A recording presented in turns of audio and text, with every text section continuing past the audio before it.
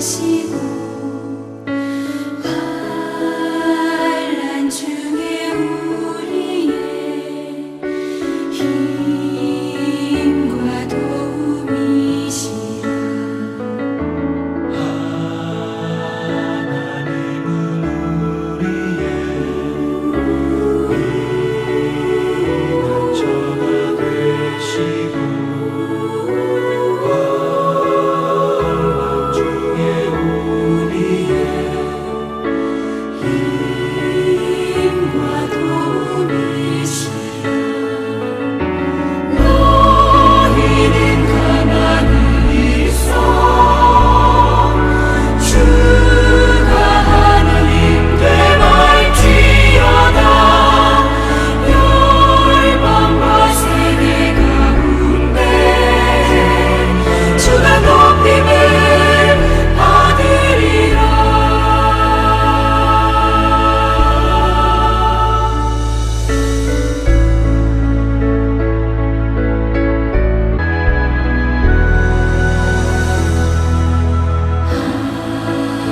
하나님은 우리의 피난처가 되시고 환난 중에 우리의 힘과 도움이시라. 너희는 가만히 있어 주가 하나님 되말지어다. 열방과 세계 가운데 주가 높임을 받으리라. 사랑합니다 내 아버지. 찬양합니다 내 온 맘 다하여. 선포합니다 예수 그리스도. 주님 오시는 기다리며 찬양합니다 주 하나님.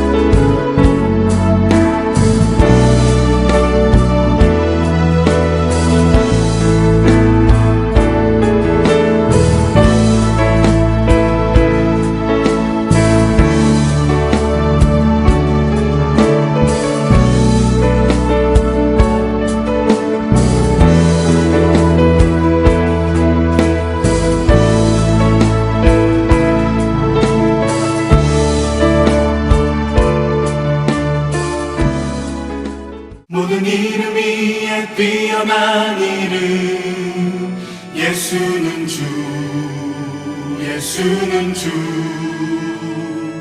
모든 무릎 꿇고 경배를 드리세 예수는 만유의 주님.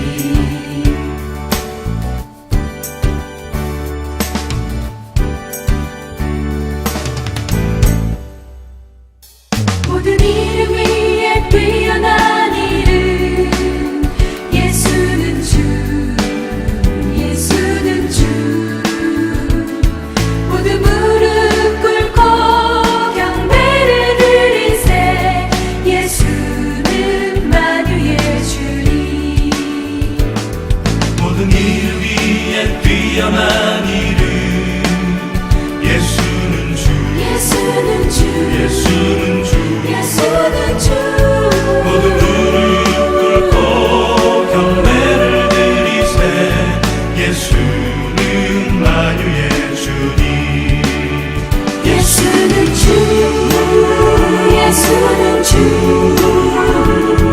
온천하 만물 우러러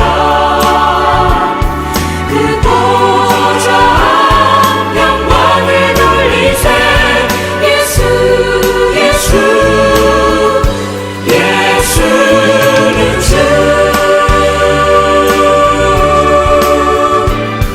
모든 이름 위에 뛰어난 이름 예수는 주 예수는 주 모두 무릎 꿇고 경배를 드리세 예수는 만유의 주님 예수는 주 예수는 주 온천하 만물 우러러 그 보좌 영광을 돌리세 예수 예수 예수는 주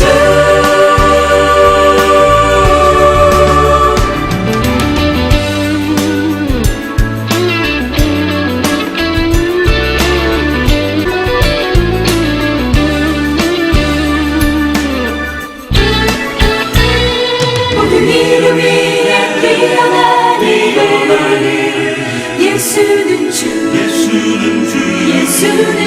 예수는 주 모든 무릎 꿇고 경배를 드리세 예수는 만유의 주님 예수는 주 예수는 주 온천하 만물 우러러 그 보좌 영광을 돌리세 예수 예수 예수는 주 그 보좌 영광을 돌리세 예수 예수 예수는 주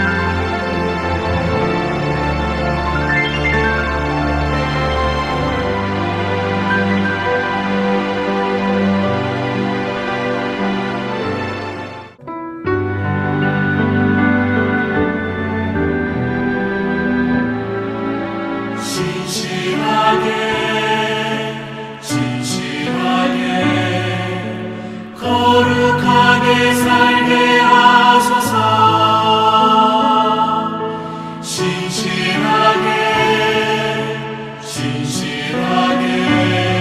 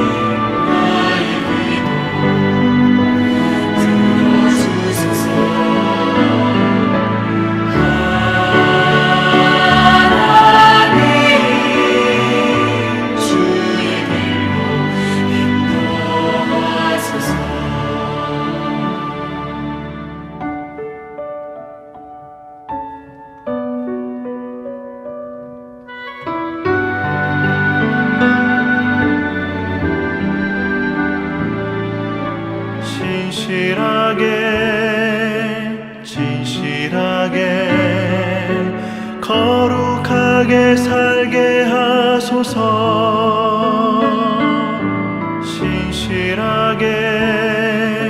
진실하게 거룩하게 살게 하소서.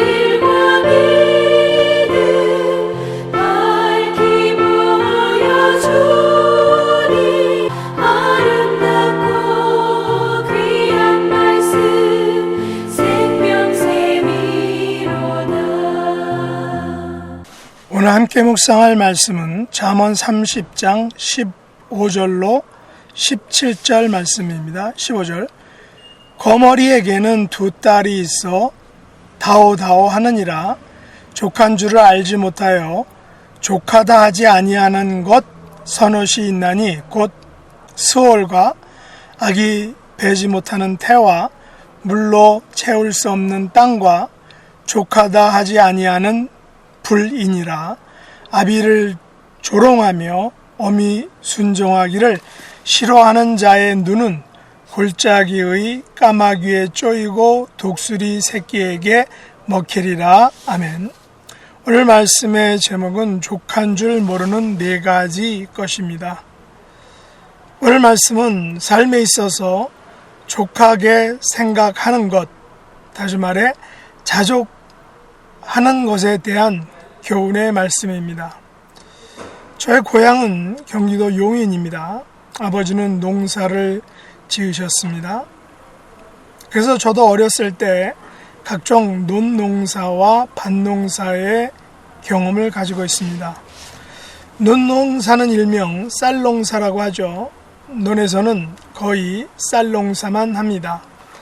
그 당시 주식은 쌀이었기 때문에 쌀은 국가의 부와 혹은 가정의 부를 가늠하는 기준이 될 수 있습니다.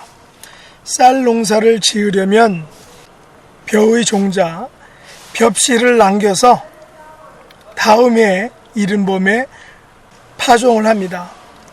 촘촘하게 나누어진 모판에 종자를 뿌려 싹을 틔우고 싹이 모판에서 거의 약 10cm 정도까지 자라게 되면 논에다 그것을 옮겨 심는 것입니다. 이것을 이양이라고 합니다. 오래전에는 사람이 손으로 직접 일일이 그 모종을 심었으나 농기계가 발전하면서 이양기라는 기계가 사람을 대신해서 그 벼를 심어주게 됩니다. 저의 기억으로 어렸을 때 논에 모를 심으면 거머리가 다리에 붙어서 피를 빨아먹은 그런 경험이 있습니다. 그 당시에는 개울물을 끓여들여 모종을 옮겨 심었기 때문에 거머리의 공격이 종종 있었던 것입니다. 그 후 양수기가 개발되어서 양수기로 물을 직접 그 심정에서 끌어올려 모종을 하니까 그때부터는 거머리가 거의 없게 되었던 것입니다.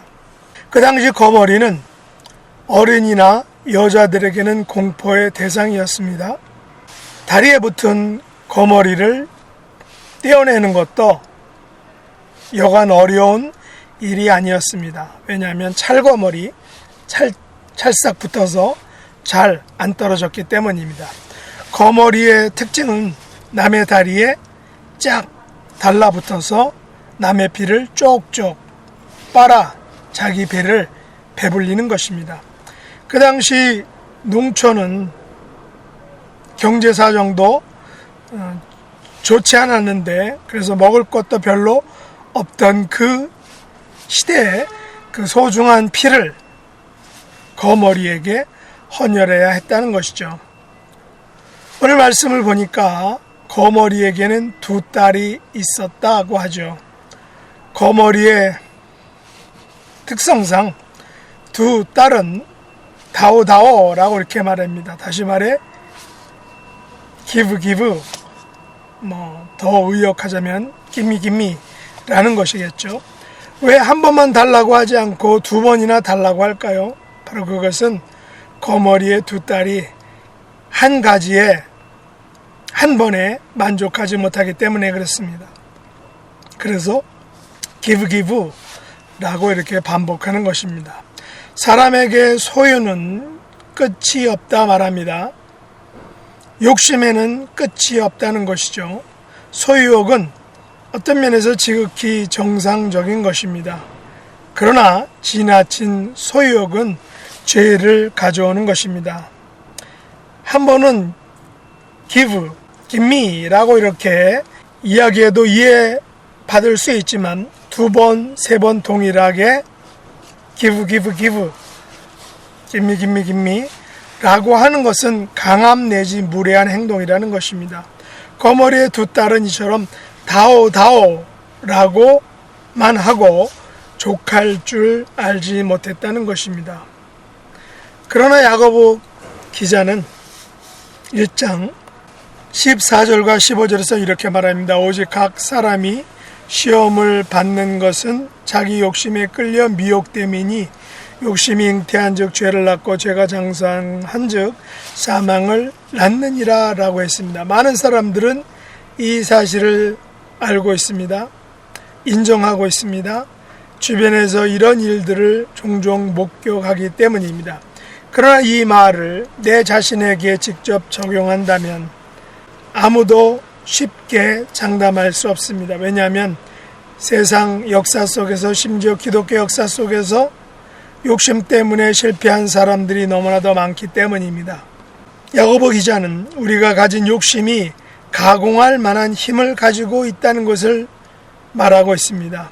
그래서 지나친 욕심은 그 누구라도 조심하고 경계해야 한다는 것입니다. 왜냐하면 욕심은 결국 사망을 가져오기 때문입니다.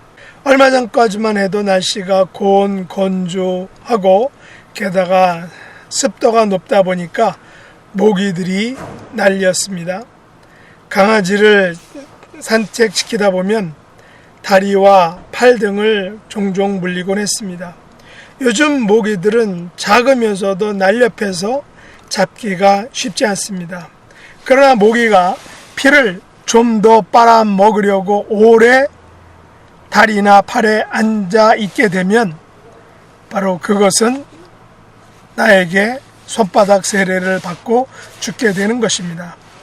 작게 먹고 다시 공격해서 빨아야 죽지 않고 오래 살 수 있는 것이죠. 아굴은 족한 줄을 알지 못하여 족하다 하지 아니하는 4가지를 언급하고 있습니다. 첫째는 무덤이라는 것입니다. 여기서 수월이라고 말하는데 즉 무덤입니다. 우리 주변에는 수많은 공원 묘지들이 있습니다.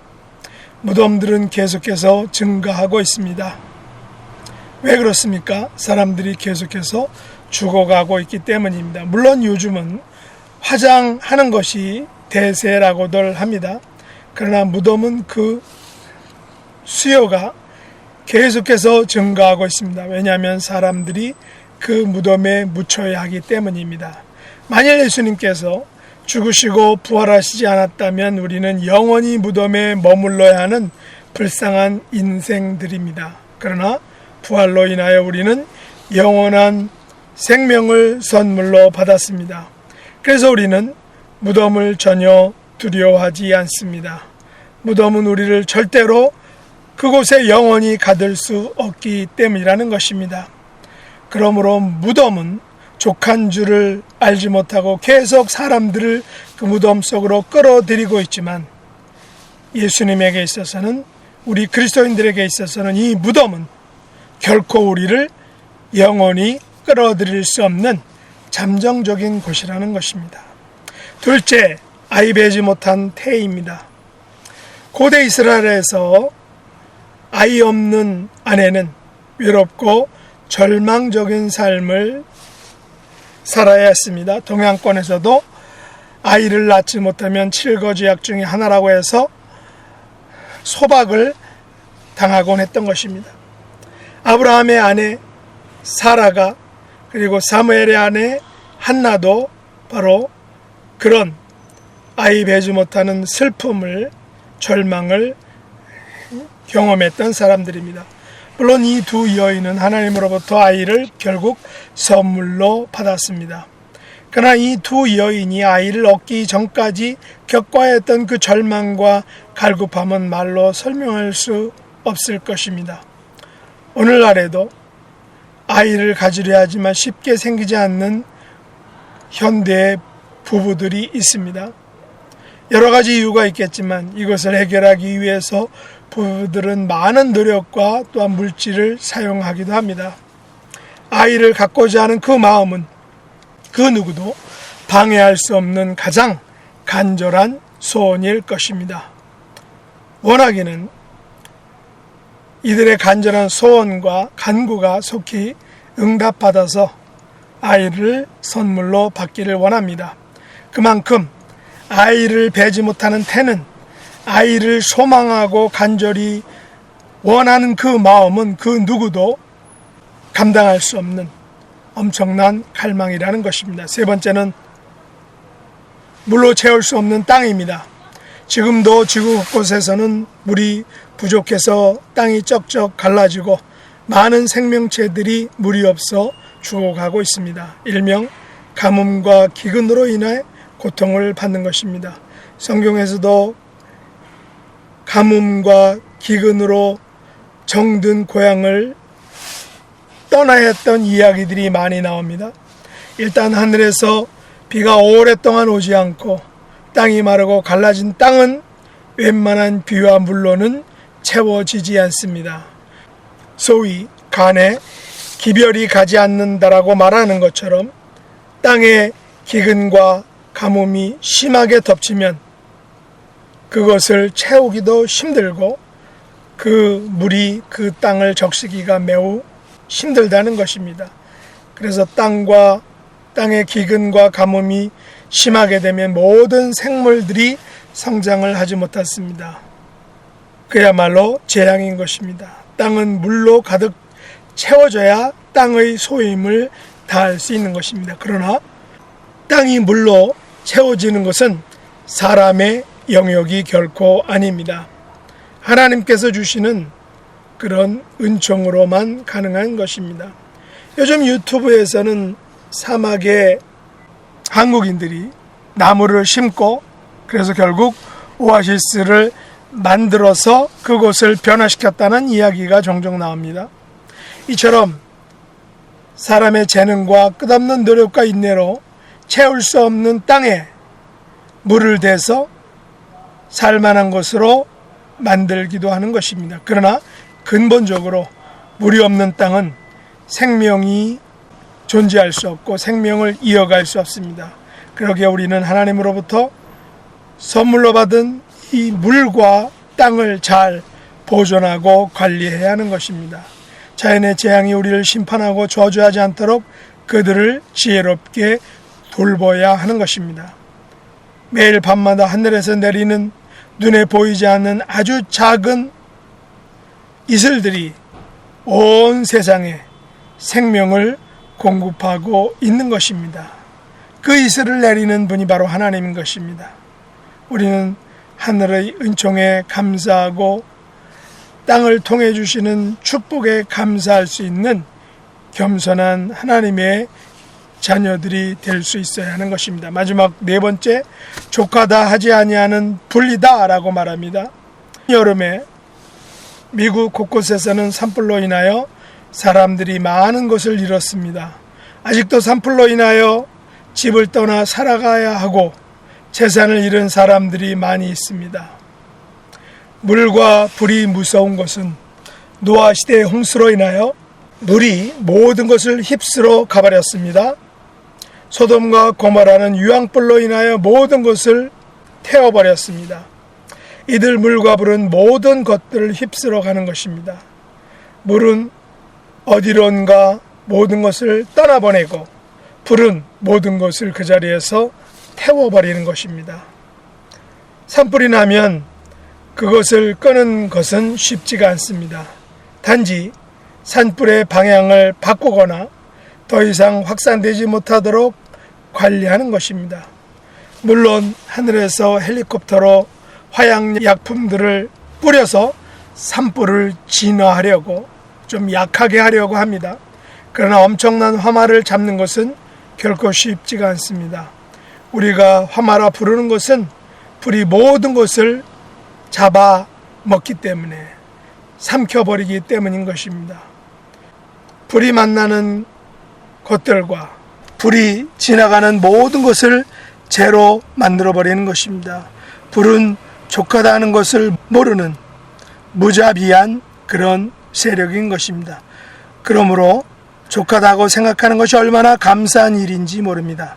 만일 우리들도 이들 네 가지처럼 모든 삶에서 족하지 않다라고 생각하고 그렇게만 살아간다면 비록 많은 것을 가지고 채우고 태운다 할지라도 족하다 생각하지 못하는 우리 자신은 실로 불행한 또 불쌍한 사람들인 것입니다. 특별히 17절 말씀에 보면 아비와 어미에게 족할 줄 모르는 자식의 결말을 매우 비참하게 묘사하고 있습니다. 한번 읽어보죠.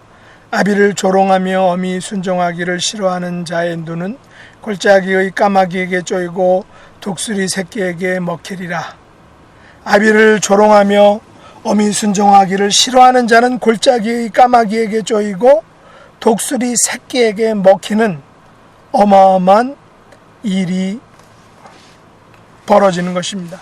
이것은 저주입니다. 눈이 까마귀에게 쪼이는 고통을 한번 상상해 보시기 바랍니다. 눈은 모든 것을 보고 알게 해주는 그런 관문입니다. 골짜기에서 죽어서 까마귀의 밥이 되는 삶은 저주받은 삶인 것입니다. 독수리 새끼에게 먹히는 삶도 매우 불행한 삶인 것입니다. 이런 삶은 하나님께서 명하신 부모에 대한 계명과 관계가 있다라는 것입니다. 그러므로 자족하는 삶, 지금 가진 것을 감사하고 또 즐기고 또 그것을 나누는 삶은 하나님께서 우리를 가장 행복한 존재가 되게 하시는 길인 것입니다. 욕심을 버리고 족한 줄로 아는 마음과 사람이 되어서 주어지는 종에 감사하는 성숙한 그리스도인의 삶을 사시는 저와 여러분 될 수 있기를 예수님의 이름으로 축복합니다. 기도하겠습니다. 하나님 아버지, 아굴의 지혜와 눈을 통하여 보여주신 자족하는 삶, 겸손한 삶, 하나님의 은혜와 부모의 사랑에 감사하고 보답하는 삶을 살 수 있도록 은혜 베풀어 주시기를 원합니다. 어느덧 가을이 찾아왔습니다.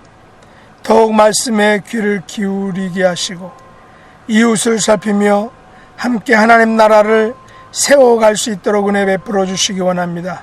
질병으로 고통받는 분들 하나님께서 치료하시고 회복과 강건함의 은혜로 함께하여 주옵소서.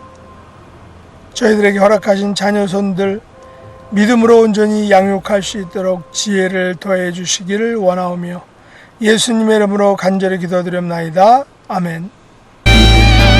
주가 일하시네, 주가 일하시네. 주께 아끼지 않는 자에게 주가 일하시네, 주가 일하시네. 신뢰하며 걷는 자에게 신뢰하며 걷는